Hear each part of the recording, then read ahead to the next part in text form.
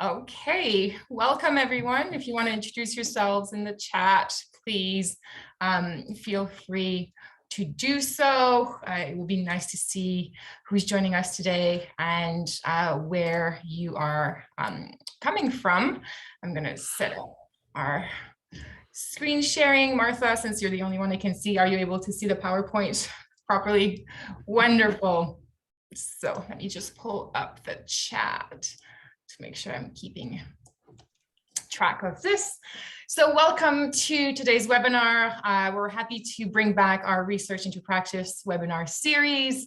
And we're thrilled to have Martha McCormack joining us today from Portland State University.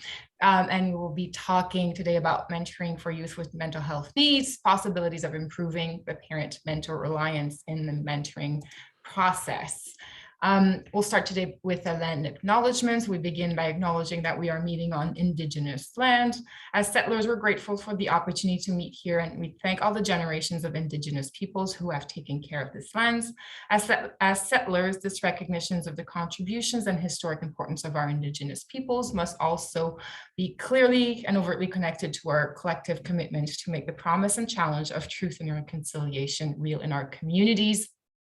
I'm personally located in Toronto, which is Treaty 13 territory. If you want to tell us where you're coming from in the treaty, or if you're coming from unceded lands in the chat, please feel free to do so.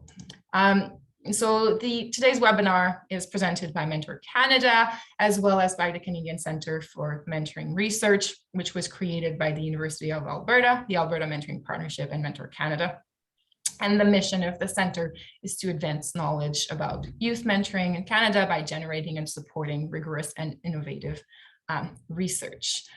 The Research into Practice webinar series really focuses on how we can learn from research to enhance the quality and effectiveness of programs and services, helping programs understand how evidence-based practices and research-informed practices can apply to their context and how they can improve their programs, and really highlight what's new, what's happening, what's cutting edge in the sector.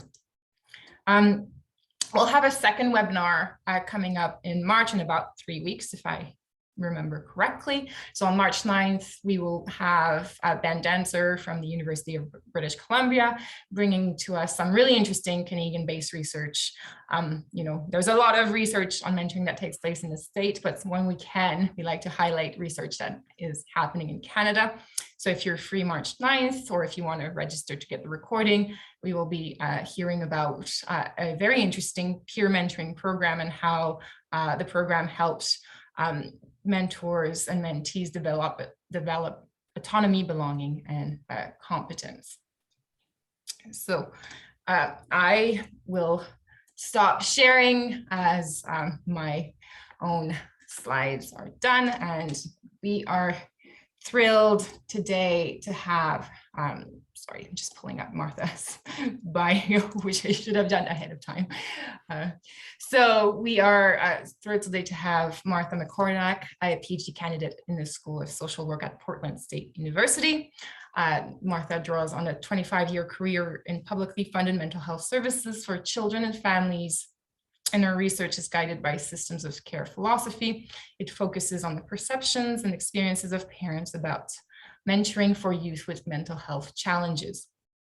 Her dissertation involves the study of parent stress and how that affects the development of the parent-mentor reliance in the mentor-youth relationship for youth with mental health challenges. So without further ado, Martha, I think I heard part of your presentation this summer at the Summer Institute on Youth Mentoring hosted by Portland State University and the Center for Interdisciplinary Mentoring Research. It was really thrilling and interesting research, and I thought Canadian practitioners might be interested in what you're learning through your research. So thrilled to have you here today. And I think you will be here for a little bit longer than an hour for those who might be interested in continuing the conversation after 1 p.m. Eastern, if they are available and interested. Over to you, Martha. So will you stay on side by side with me? Good, because we're relational creatures, and so to have one person to look at and talk with, and knowing that there's 27 out there, of you out there, that it sort of anchors me in a little bit of the Zoom meeting, which is very unnatural in terms of relational interaction. So, good morning, everyone. I want to let me put my screen up for you. And we'll go from there. I want to begin. Is that good, Veronique? Okay. I don't know how long some of you will last in this presentation, because you do know that it's being recorded so that it will be available later. So I'm thinking about giving you what I consider the pithiest news first. So if you doze off or have to go or something, I'm thinking about what is it that I want you to, in terms of my research, what is it that I would like to have you think about. So first off, I want to mention that these have been and continue to be incredibly difficult times. I'm fascinated by the use of the word unprecedented times, because I think that's entirely inadequate to describe what we've all been going through in terms of social consciousness and social justice matters. Has been for many, many people in a high speed of change and reflection and growth. And that's, oh, you thought I was talking about the pandemic. Well, I'm talking about social justice matters. So we took, and I would say, meaning white dominant culture, we have taken so many things. I suspect I'm speaking to the choir here, if you know what that expression means. We have taken so many things as truth and as the way things are, whether we're conscious of it or not, in terms of white dominant culture. And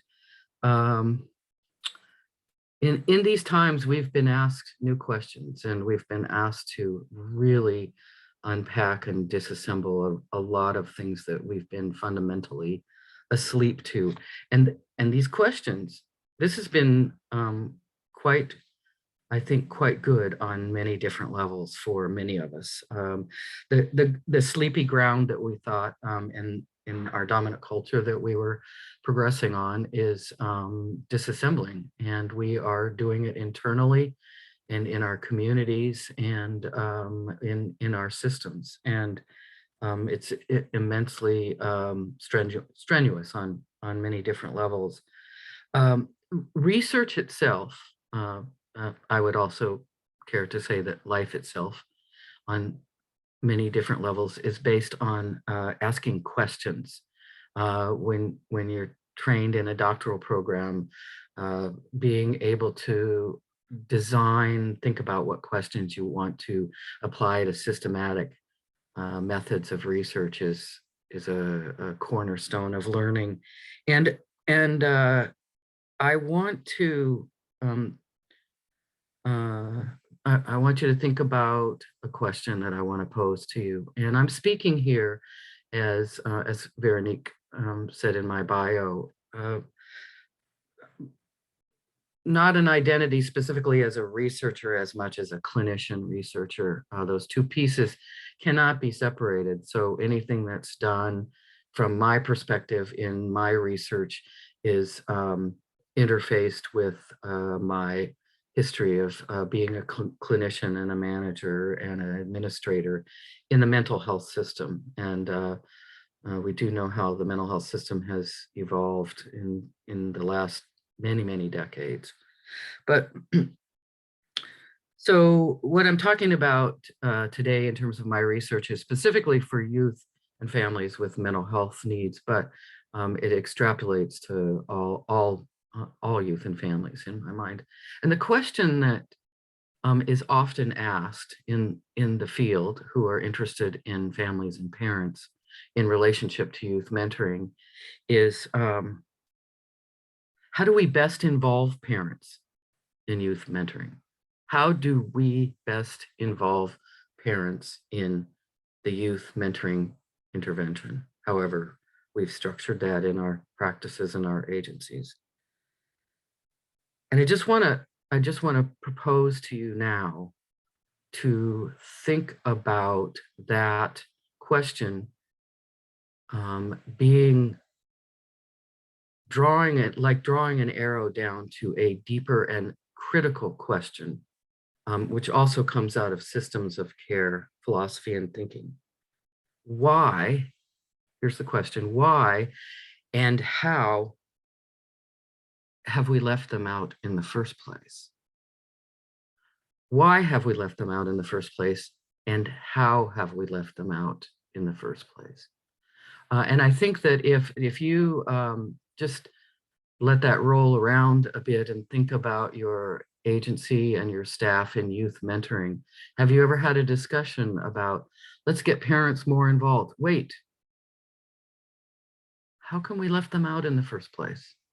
And what does that reveal about the journey to do next in terms of evolving services, particularly youth mentoring? Okay.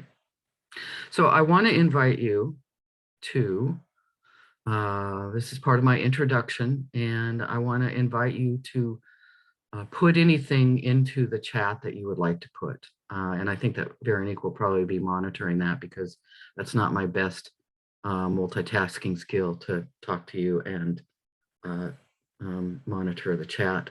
So I'll ask a couple of questions along the series of slides, and I'll point those out to you and throw an opinion into the chat, okay? And we'll keep track of, they'll be pretty easy to tell which opinions those are in relationship to the questions.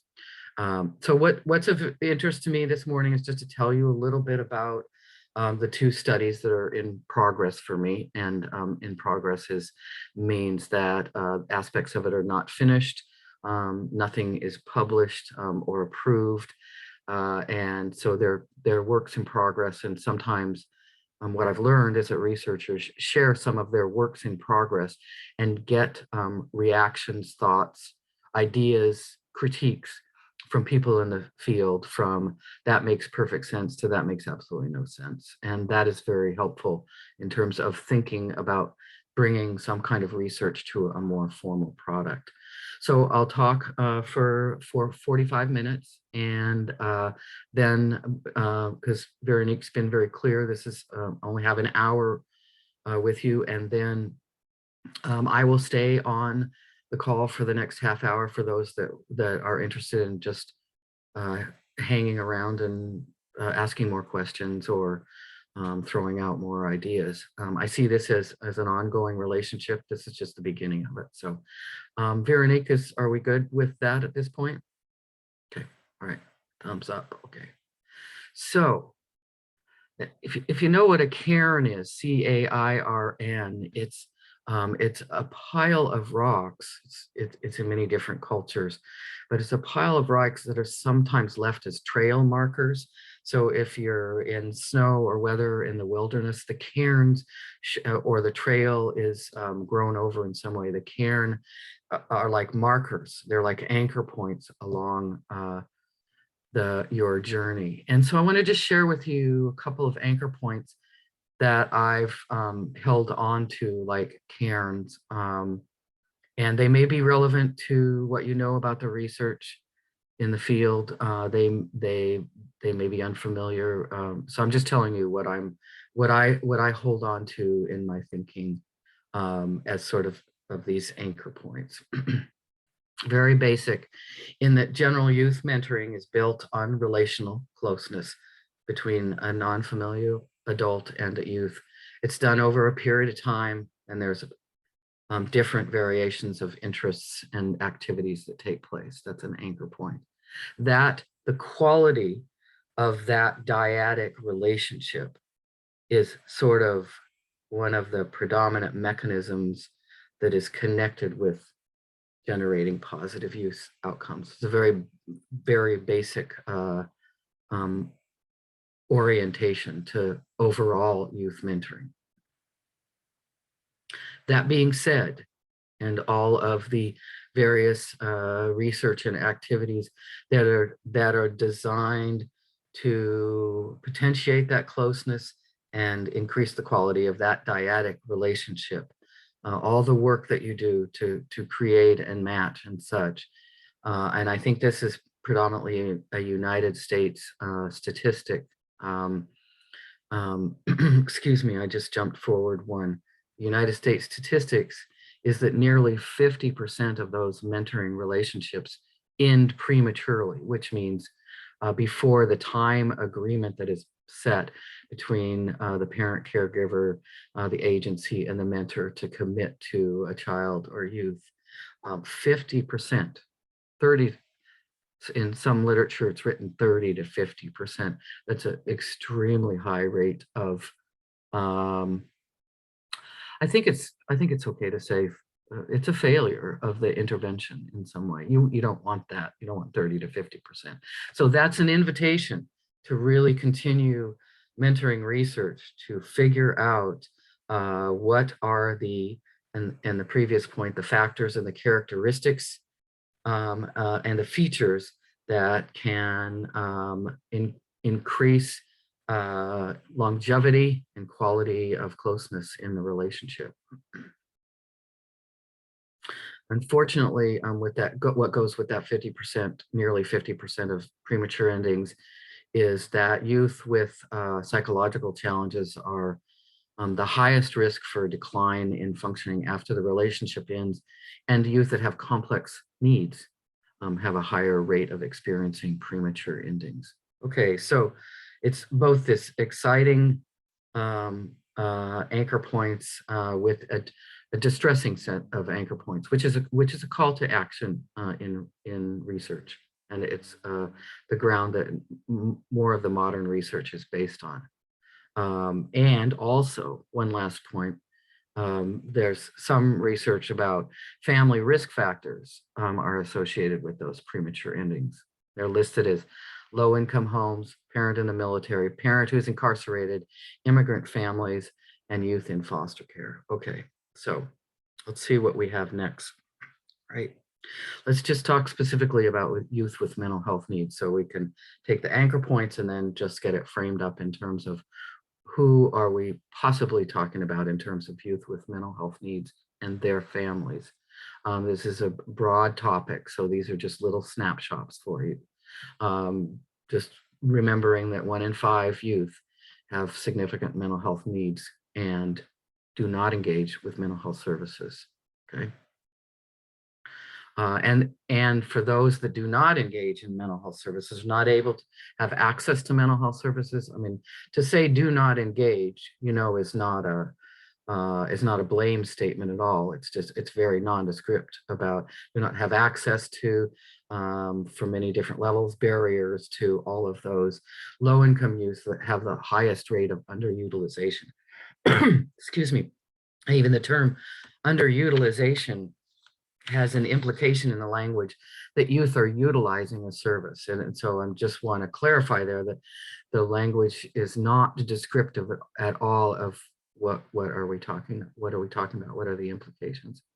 So one of the things that I was really drawn to, particularly at the end of my work in mental health services, was the Surgeon General's report. Really began an increase in drawing attention to parent strain and community stigma for both parents and children who are dealing with mental health concerns. So these are, you're seeing the building sort of the framework of my interests. And also we know about the long-standing history, social narrative that locks in on parents are to blame for their children's mental health conditions. That's part of our history and our social service history and our research history in mental health services, and one that is that's far more complicated than anything straightforward like that. And there is lots of evidence in the mental health research that, and in other fields as well, that ignorance, stigma, and disempowerment increase parent stress and decrease service engagement. All right. So just sort of take those pieces in, and they're situated around my thinking about my research. So, and also in contrast to that, it's interesting about the when you have each item fold out in the screen like this. I forget there's one more down there, so my apologies for that. In contrast to decreasing service engagement is what increases service engagement, empowering, has family involvement and empowering. So this is news from the mental health research field. And when you're thinking about, when I'm thinking about parent involvement and parent engagement in terms of youth mentoring, I'm thinking it's very clear that there is some evidence and information that's come out of the mental health field that could be really helpful to youth mentoring. So by telling you that, I'm also telling you sort of what my orientation is and also my research agenda, which is bridging this knowledge from another field into the mentoring field. Okay. So just a little bit specifically in the mental health field, there's been quite a bit of study about parent and what's called caregiver stress. Just for you history buffs, if you're interested, when this first evolved in the mental health field, it was called caregiver burden, parent burden, and based on the family movement, that came out of more geriatric palliative care, that kind of movement. Family members said, it's not parent burden, it's not caregiver burden, it's stress. So I thought that was a nice evolution. And as is mentioned in the previous slide, the stress affects engagement and involvement in services. Now, you know that intuitively. You know that probably experiential. We're not talking about, and here many of these studies have to do with marginalized and disenfranchised families. And so you know for yourself, depending on what your background is, that the ability that when you are at higher levels of stress, it affects the way that you communicate, the way that you follow through on things, the way that you're involved. I mean, it's just a basic intuitive understanding. Okay. So I'll talk a little bit more about caregiver stress, and the orientation that I have is around Brannon, Heflinger, and Bickman's work on developing a caregiver strain measurement. And they divided it into objective strain, which was more around life demands, and then a subjective strain, which is the way that a parent feels about their circumstances and their energy and their relationship with the child. So that's just, I'm just laying a little bit of the framework there that comes in. So I want to go back to specifically to mentoring a little bit, just some highlights here. And these for me have been sort of, as I mentioned, kind of my cairns in the process. We know specifically in youth mentoring research that encouragement of parent involvement is a positive program practice. The concept, however, of parent involvement is not well defined. And this to me was really fascinating back in 1981, and then with Meisman and Lounsbury and Grossman and Rhodes' work in 2002. This is the key, one of the key points here is that positive outcomes for youth are more likely when the mentor and the parent have a shared understanding of the mentor's role, they have a good relationship, and are in alignment with each other. Okay, you'll hear a little bit further how I introduce the concept of parent-mentor working alliance, and that's very much related to alignment. And also just a couple of other points. Direct voice from parents is rather rare in youth mentoring, and direct voice of parents of youth with mental health needs is absent at this point. So you can see where I'm building to and how I'm moving forward in my own identity as a mental health practitioner, bridging into the mental health, into the youth mentoring field. Okay, just want to talk a little bit about, well, you know, that's how it goes. Isn't that great? Guess what Martha did? They came in backwards. So I want to offer up a conceptual framework that came out of Keller's work. And for you, I don't know if you're familiar with this systemic model of youth mentoring, but it's been rising up in the last decade in many different ways. Whereas earlier in the slide, I mentioned that a lot of research has historically focused on the dyadic relationship between the mentor and the youth, factors, characteristics, dynamics, and such, bringing in more of a ecological thinking and a family systems thinking, really branching out to, well, maybe this is there are subsystems in here that are affecting the quality of the mentor-youth relationship. And I would propose that makes intuitive sense to you as well. And how Keller describes it as, I do like this expression. The mentor-youth pair is nested in, quote, an interdependent web of relationships. Was that quite profound and beautiful? And then further, as the systemic model has evolved, in some ways, it has developed, and this interdependent web has taken on a term called a mentoring system. Isn't that interesting? Okay, so this is what it looks like in the systemic model so that you can see this. Can you see my pointer on the screen there, Veronique?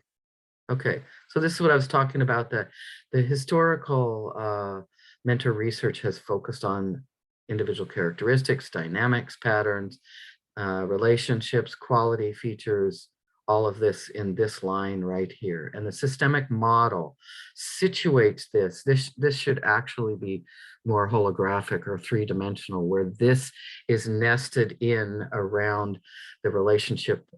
These lines are the relationship between the mentor and the agency worker, the parent caregiver, and the parent caregiver and the agency worker. This is a triangular model, and all of that itself, of course, is nested in program practices, agency program practices. So I won't put it in here, but I'm just curious for you to think about. And you can put something in the chat if you want. Oh man, I'm running out of time, aren't I, Veronique? Okay. In the chat, what is all this space out here then? What is all this nested in? You can put a thought there if you want. Okay. So this is why I was immediately drawn to the systemic model, is because, first of all, from a social work perspective, it's incorporating ecological systems and systems orientation and all of that in terms of service engagement. And it allows for an integration of multiple bodies of knowledge. It's not one field siloed in itself to figure everything out in terms of how to make an intervention work. There's bridging and sharing that's really critical and can take place in the systemic model because of that nesting as a set of powerful levels of influence that holds that dyadic relationship together. And as I mentioned in the beginning, that dyadic relationship, one of the cairns is that it's built on the quality of that relationship and the durability of that relationship, the length of that relationship. Okay. All right. So let's talk a little bit about premature endings, excuse me, because this is an area that's that 50%, the matches that end prematurely. There have been identified some family risk factors. And I want to point out to you in my thinking evolutionarily in developing my research work is that family risk factors are called categorical data. that means, are you a family navigating poverty? Are you not a family navigating poverty? So categorical means it's either a yes or a no.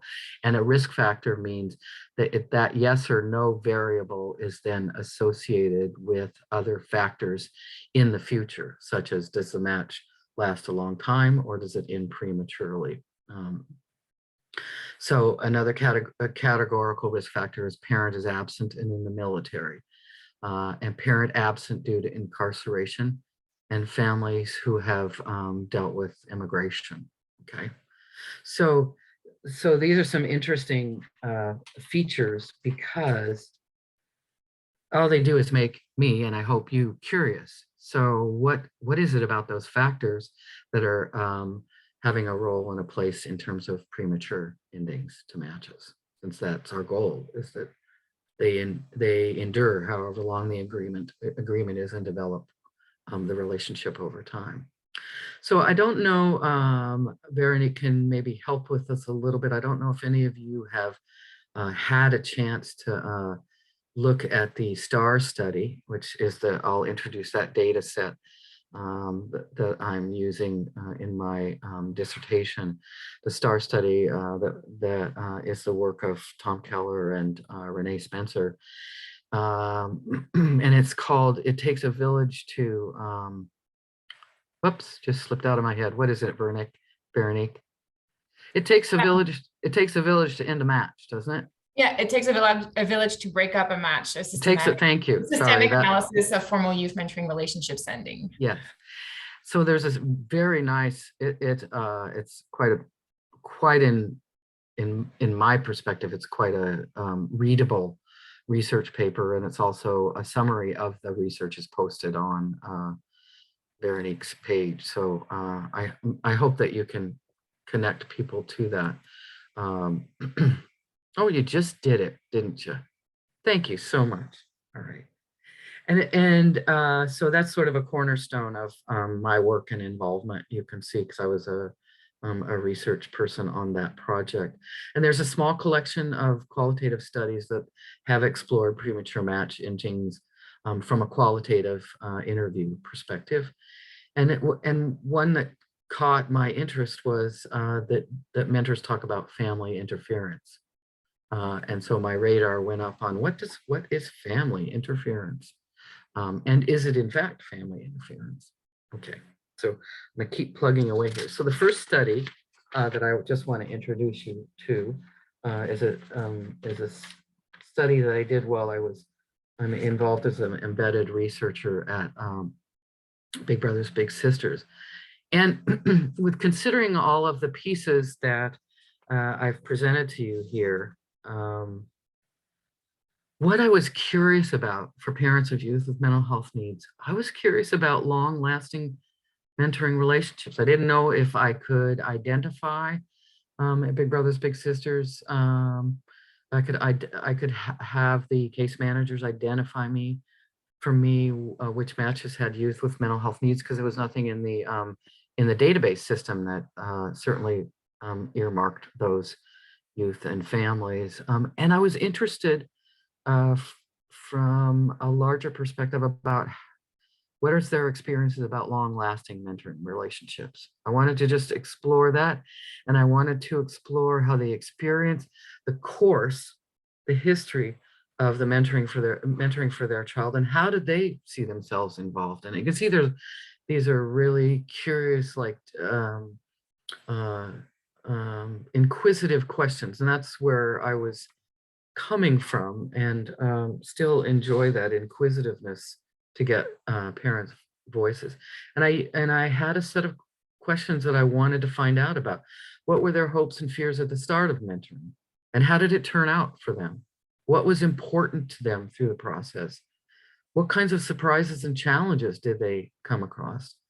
And how did they watch their child change in any way? I think these questions right here would be good questions for anybody to ask any family member, to encourage them to think about their own voice and their own empowerment in the process. So I had some criteria, and I'll explain this pretty quickly because it was very intentional. I wanted to interview parents, caregivers who were involved since the very start of mentoring, of the mentoring request. Now, as you know, there are many situations where kids are placed and moved, changed caregivers, all those kinds of things. I wanted to develop a historical sense of their experiences from starting right at engagement. I also wanted to have children, their children be between the ages of 12 and 18, which left out if Big Brother Big Sister serves kids that are 9. And I was looking to see if I wanted to have, I wanted to have parents who could speak, if possible, about experiences with other service delivery systems that they involved with. So they had to also, one criteria is that the child had a mental health diagnosis, and that came from the parent caregiver being able to speak about that directly, and that they were involved in mental health services. So you can see where I'm going, continuing to bridge the not letting the entry in my own mind as a practitioner, the entry into youth mentoring as its own siloed thing. It's in relationship to what other parents have, what parents have experienced being involved with other service systems. So I want to point out that excluded foster parents. That was very intentional. There, as I said, there was no way of identifying in the data system. So the participants were identified by agency case managers from their caseload, which was really quite interesting to see how many case managers knew so much about the youth on their caseloads and the families that they were in. I came up with about 50 matches, and it drilled down to the agency's case managers made the first contact, and I ended up with 10 interviews that I did, with one interview with each parent caregiver, and it was at a location that they chose. Just a little additional information. The mean length of the interviews was 48 minutes. It's face to face, in person. Long time ago, huh, for us. So I interviewed them from a life history perspective. That meant I wanted to know about their hopes and wishes for mentoring. I wanted to know, and of course, what you don't know yet, this will be interesting in the next slide. So it comes up in my mind that you don't know this, that the mean length of the matches was 4 years. Wasn't my criteria was 2 years, but it came out over 4 years. So I'm asking them to go back in time and really think about hopes and wishes that they had at the time, their fears and worries, how they built their impressions of what was happening, what surprises and challenges they had along the way, any perceptions, changes they had, of what mentoring is, and how they saw that pertain to their child. Okay, so just very quickly, because time is passing. They were all mothers, 7 biological mothers, adoptive mothers, long-term guardianship mothers, and they all identified as mothers. Missing was fathers and grandparents that none came up in the sample. So also missing is diversity. There is a tiny bit, but nothing to be adequate. When you can read through this, the poverty level is clear, but one of the surprises that I had in getting parent volunteers to be interviewed was, you see at the bottom there, the referral status. That's my category. That was of interest to me. 3 of the parents were originally state in mandated services. That meant they were court order mandated from the child welfare system. Interesting. Interesting to me that they would endure, and also that they would be willing to be interviewed. It was quite exciting to me. Just very quickly, the mean age is was 13.4 of the youth that were their children.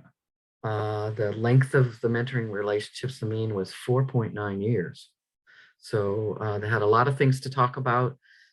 They knew about their children's mental health diagnosis by name, by title, except for one parent who didn't, called it a sensory integration disorder. So they brought that information and experience from the mental health system into our conversation.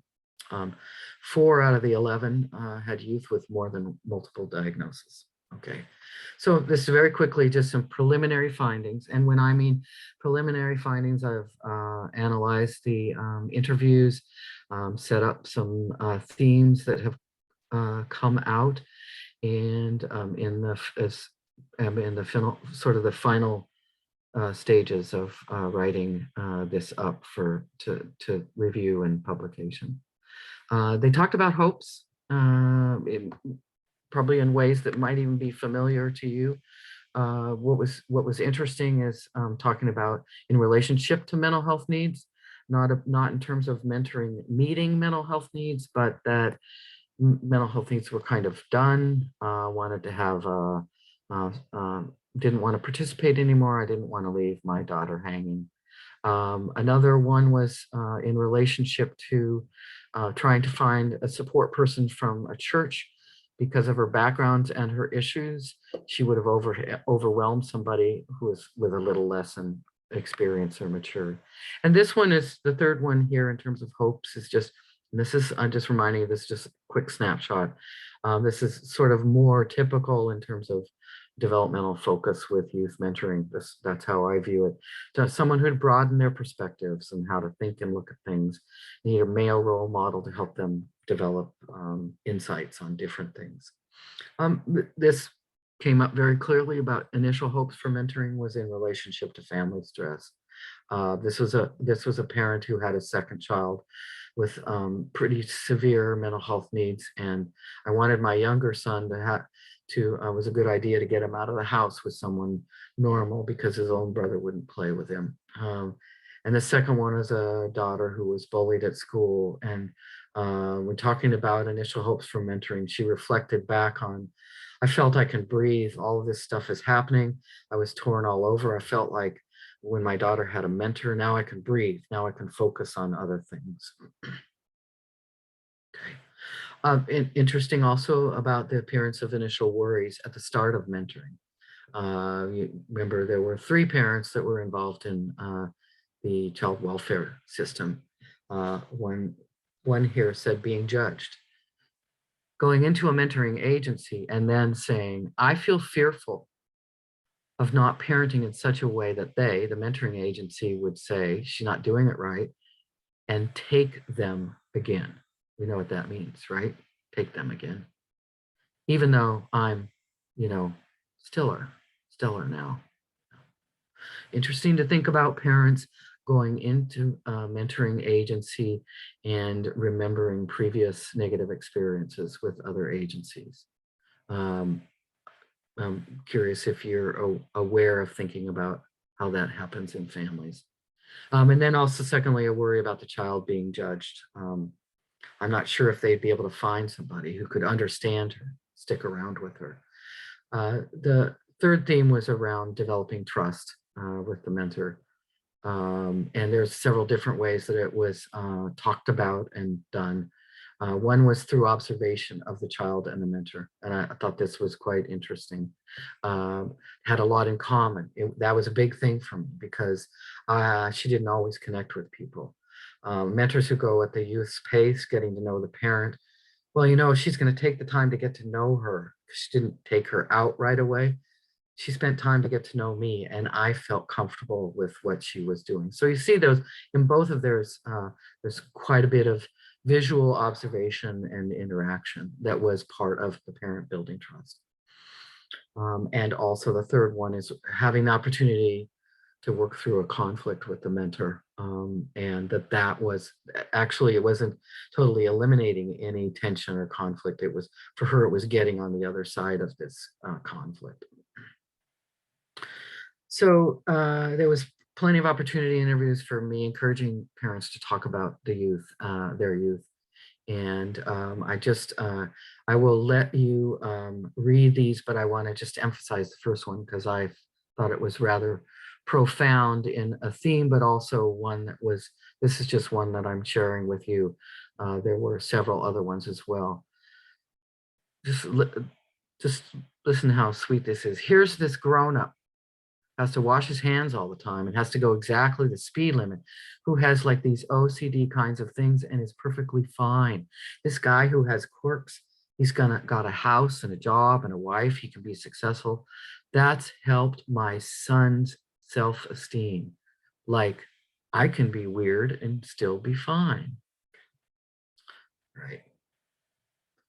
So I just want to ask you, Veronique, this top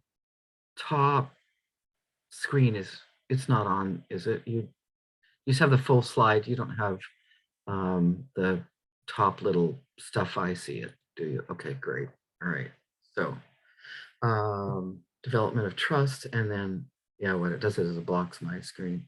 So here are just some interesting things to think about in terms of discussion or contemplation. So parents' perception of the mentoring intervention was not discussed, did not take place outside their sharing about the context of their family life, their stress, their culture, and that included the past and the present and the future.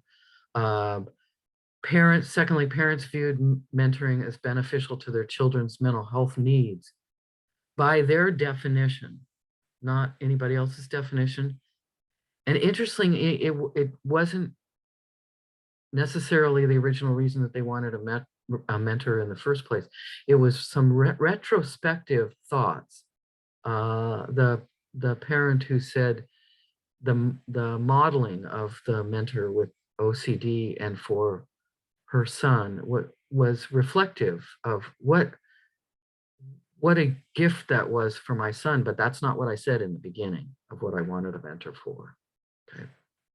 So also this sort of, what I see as a key point is that family stress and the previous agency relationships, they come into play at the start of involving with the mentoring agency and the mentor. And I'm just wondering if you've ever considered that historical relationship with agencies that have to do with, I brought up earlier the use of the word empowerment and stigma for families who may feel blame and for their child's condition, that they bring that with them into the next agency that they're involved with, which is the mentoring agency. Also, the point that number 4, parents had one set of goals at the start of mentoring, which for some changed and evolved over time. Isn't that interesting? I think we can all sort of relate to that in some way as something that we deserve recognition for and being asked about. And the development of trust with the mentor was crucial to parents. And it took place, the development of it took place in different ways. Some of it right away, others it took place over a long period of time. And it was interesting to see that from parents' perspective, under the right circumstances, the youth with the mental health condition, their children benefited from community-based mentoring, general community-based mentoring. So Veronique, it is 10 minutes to 10, isn't it? All right, in Pacific time. Yes, it is. Okay, so I'm at a quick crossroads here. I just want to quickly introduce this. I don't know, do you want to have a Q&A before we break at the top of the hour? Yes, let's see if we can keep a couple minutes for Q&A. So if anyone has got a question, put it in the chat. But your Parent Caregiver Working Alliance work is really interesting. So we can certainly talk about it for a couple minutes. Okay, 3 minutes. All right. So my second study is my dissertation work with this STAR study data set, which I'll just say a little bit more about.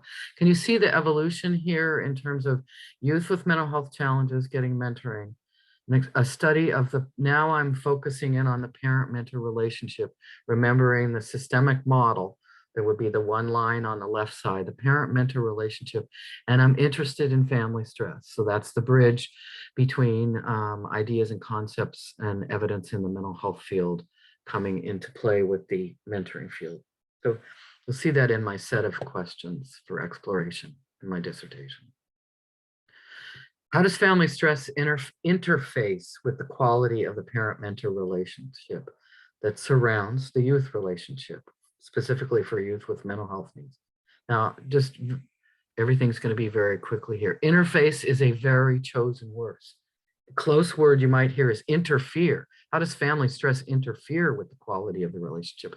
But interfacing implies a space of interaction between one context and another experience. And that is what I'm interested in, that so many of the families that you serve have high levels of family stress. And so if you saw that family stress got in the way of a long-term mentoring relationship, you have to come up with a way to help out with family stress. Specifically, what I'm interested in is in the quality of the parent-mentor relationship. And how does the quality of the relationship, how does that quality affect premature match endings? You see, I'm thinking about that in the premature match endings, there's lots of ways to explore what affects that. What I'm interested in is that one relationship. And third, how does the concept of parent-caregiver strain and working alliance, both of which are imported from the mental health field, how can they guide my exploration? Okay, that's my orientation. And you'll see, this is the systemic model, Keller's systemic model. This is the relationship that is the closest relationship in the mental health system to what's referred to as parent-provider alliance, where it's been studied. The closest relationship is the parent-mentor relationship. So I brought in the concept of working alliance because it's been studied in a variety of different fields, and it consists of 3 dimensions that are measured both on the person receiving the service and the person delivering the service. And it's very logical, bond, goals, and tasks. What's their emotional connection? What agreements have they made about the purpose of the intervention? What is it going to accomplish? And what are their individual agreements together about how that will be done? Okay. The working alliance construct has only been applied to one study in mentoring, which is the mentor-youth relationship, which is the work of LaRose, which is very interesting. So what I had an opportunity to do was, because I was a research assistant on the STAR study with Tom Keller and Renee Spencer, was to ask for permission to do a secondary data analysis. And this is just a description here of the STAR study. And I'm just expressing an appreciation for Dr. Keller and Dr. Spencer for allowing me to do my secondary analysis of the portions of the data set. This is a large OJJD funded project. There were over 350 matches across 4 Big Brother, Big Sister agencies. All right. So there's some information in these slides about the strength and difficulty questionnaire. And this is what is used parallel with mental health needs. I just want to point out to you that of the cases from the full sample in the strength and difficulty questionnaire, there are 3 categories: normal, borderline, and clinical. And clinical is associated with youth who have a high enough mental health need that it would warrant them to be in an agency. Over a third out of that large sample. Okay. All right, so what I'm going to do is there's lots of information here, and I just want to go to a couple of the very early findings from analyzing the interviews and using the working alliance construct, 3 dimensions to do the analysis. Um, I looked at the caregiver strain questionnaire in terms of the interviews, and parents talked about lots of family stressors, way beyond caregiver strain.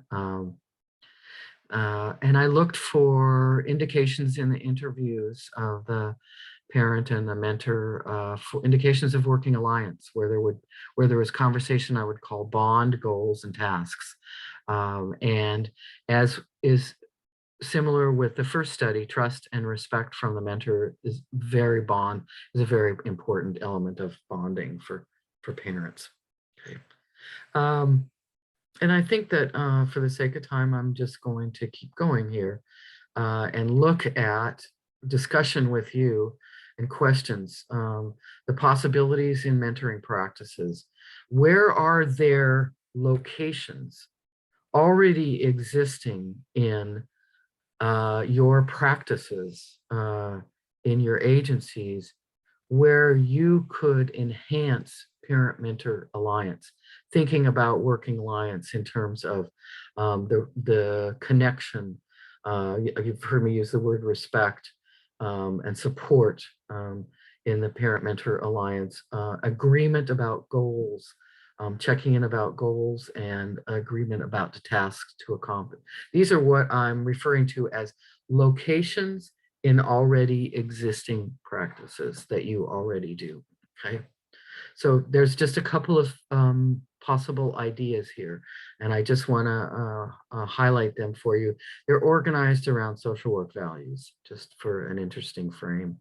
I want to note that in the second one, parents involved in the child welfare systems may benefit from additional support over time in identifying needs and goals for their child. If one of your purposes in improving your practice is to bring greater agreement between mentors and parent caregivers, increased opportunities for those who have been in systems like child welfare to bring their voice forward may be really helpful. If your goal is if one area of possibility and focus would be to bring a greater clarity around shared goals for the purpose of youth mentoring, okay? And I think I'm going to leave it at that, and I want to take a moment to see do we have any thoughts about locations for improving parent-mentor alliance? And Veronique, do you want to do a hand raise thing, or how do you want to? So because of the webinar system, if people want to talk, just send me a message through the chat, and I'll give you the opportunity to unmute your mic and voice your questions out loud. Otherwise, you can write them directly in the chat, questions, comments, ideas.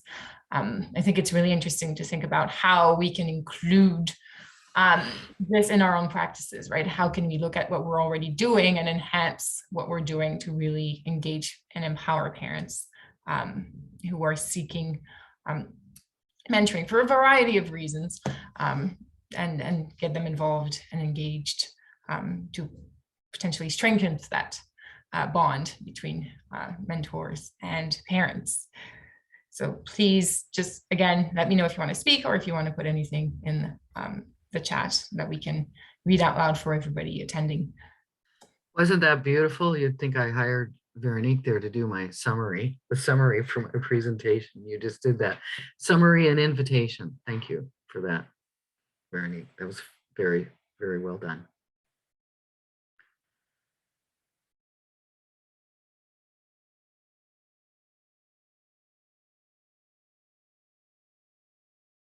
Okay, so I want to, we're at 10 o'clock, right? And we're going to stay on. Veronique and I are going to stay on for another half hour if you want to chat further. Some of you may need to bump off, and that's just perfectly fine. But I feel compelled just to end with the original question, which I offered you, which is, how can we increase parent involvement in youth mentoring? in terms of social justice perspectives, it is very valuable to also explore why and how have we left them out in the first place? What are the origins of that? And how do we rectify and repair that as well? Okay. So we have 19 people still hanging. Is there any way to change the webinar, since it was just an hour, and open it up to have open conversation with faces?